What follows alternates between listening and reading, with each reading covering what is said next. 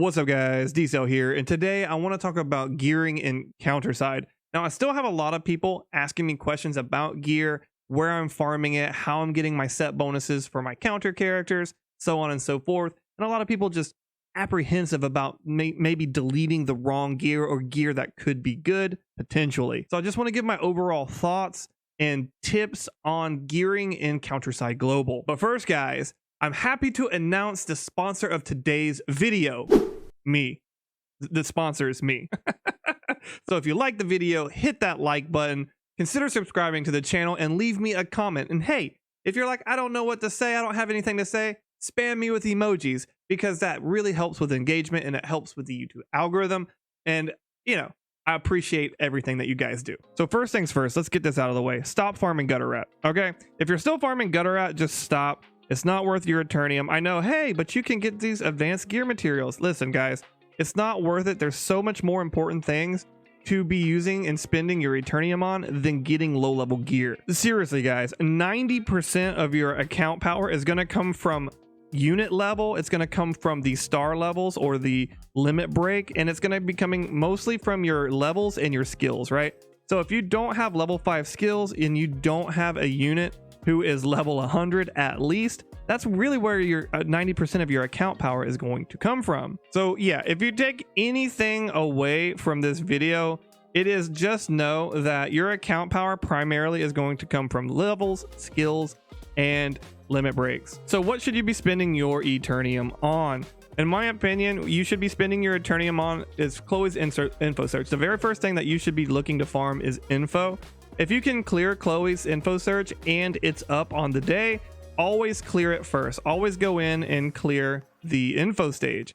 Now, if you can't clear Chloe's info stage, you can always go to the supply operations, covert ops, and then you can also do the 1-1 and the 1-2 small scale covert ops to get extra info. Now, I have not been farming these stages lately because I already have plenty of info, and you will eventually get to a point where you're going to get there where really all you need is Chloe's info search for a time.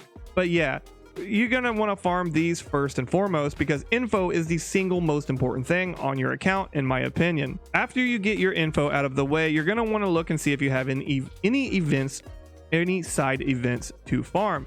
So what you really want to do is come in here. You want to farm your side events. You want to get whatever you need out of the shop first. And once you get whatever you want out of the shop, then you can start farming other things.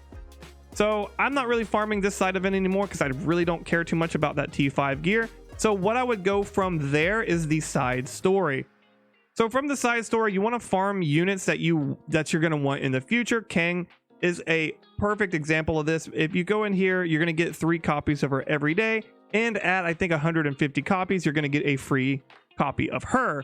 Now, if you've already pulled her, I think it only takes 120, but this is a good way to start farming up limit break materials. Not only that, the side stories really only take, I think it's like 600 eternium to get all 3 levels skipped. So, you know, not really a big usage there. Now, after you get all of that, it really depends on what you need on your account.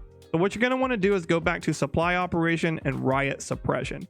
And the thing that you're going to want to focus on is either the APT cores or the prime training data. So depends on what you need on your account. If you need APT cores, dump the rest of your eternium on the APT core stages. And if you need the red books, then if you don't know what the red books are for, these are for leveling up your skills, which is very, very important. So if you need red training books, dump your eternium off here. If you need APT cores, dump it off here. Now, one thing to keep in mind here is if you have plenty of the prime training datas and you have plenty of APT cores, what you're probably going to want to do is instead of dumping your eternium there, is actually go into talent recruitment and start getting limit break materials for units that are very useful. Some useful units would be like Kim Sobin. I think this is a very good unit to start farming to try to get to level 110 if you have plenty, again, if you have plenty of APT cores and the red books. Okay, and there's plenty of people here that you can get that are good. Lin Xian, she's also a notable person here.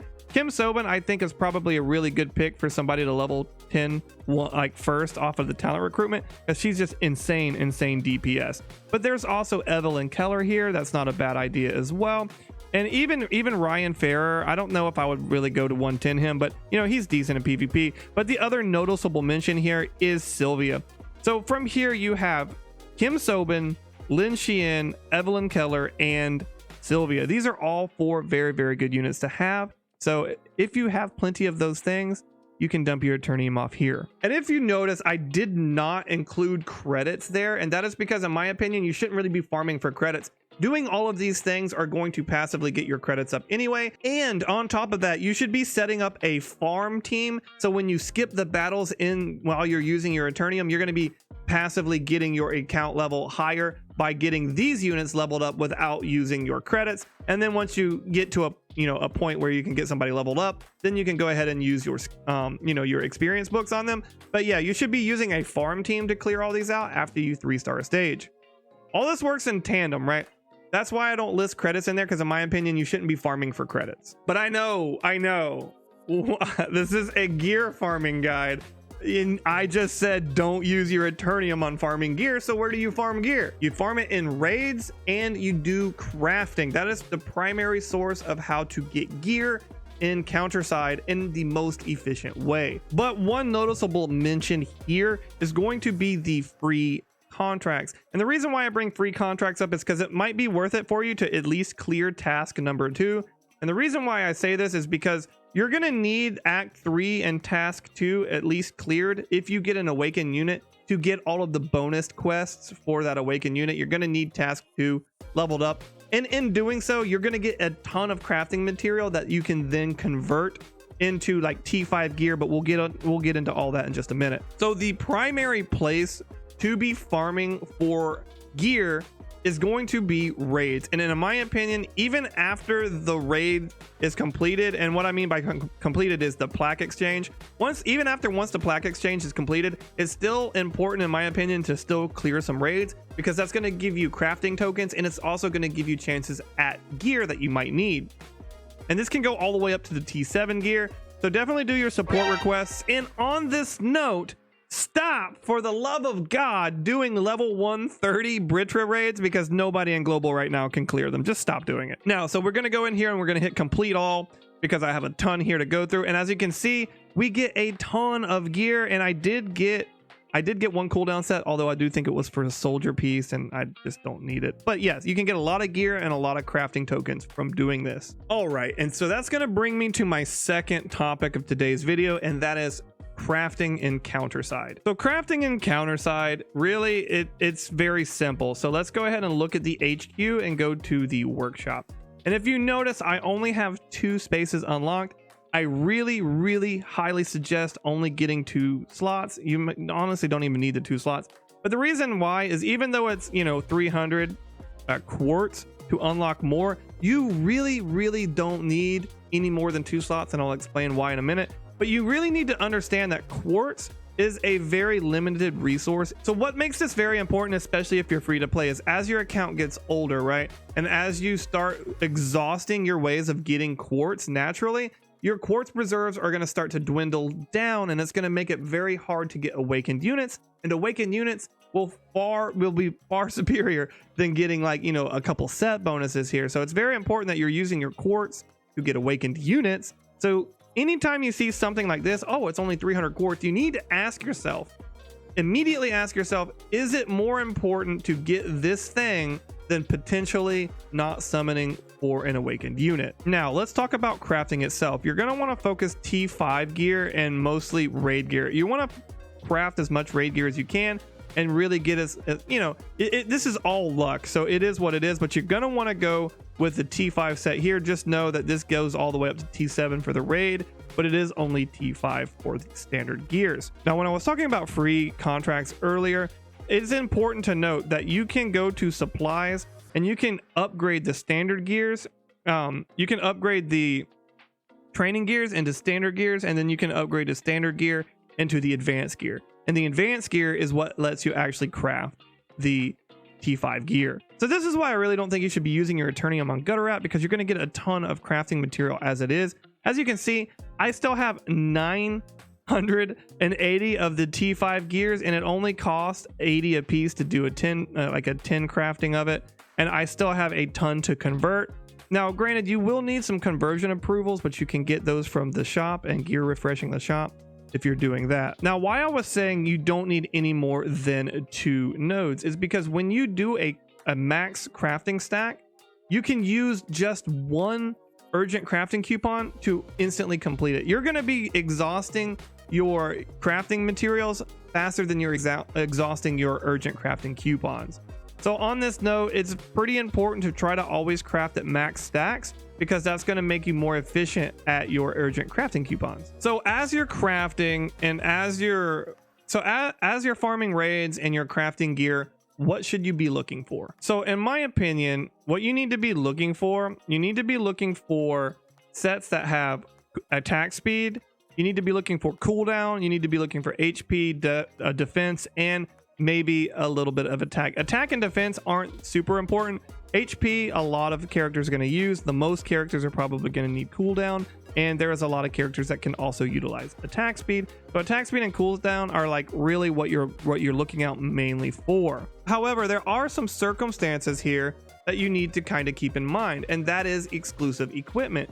Because if there's a person that has really good exclusive equipment, then you're probably going to need to run a broken set. So then you need to really keep your eye out for good substats that are nice to have as well. So let's take an example of that, of what I mean.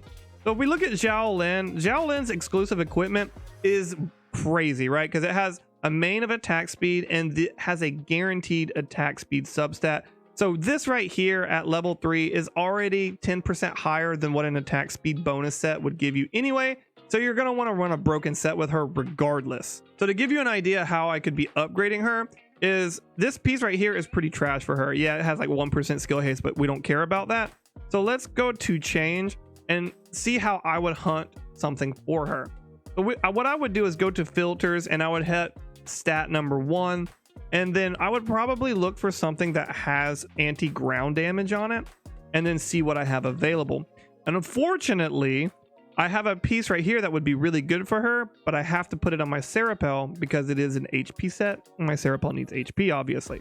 However, if I didn't have Serapel and this was an open gear slot, this would be a good upgrade piece for her, because even though it has an HP set and it's broken, we don't care about the broken set. What we care about is that anti-ground damage. So always keep your eye out for pieces that have like skill haste, anti-ground damage resistance, stats like that are really good to have. So another example of that is, let's go ahead and just select attack speed here and see if I have a piece of gear that I could do. Okay, so here's a piece right here. So this anti-sniper Dante's hands, this is overall not a good piece. However, it does have attack speed as a substat, so this could be useful in some circumstances. So keep your eye out for things like that. Now, the last thing I want to talk about in crafting your gear is you want to be as efficient as possible. So you don't want to feed any raid gear that you're not going to use into other gear. You don't want to use those gears to level them up.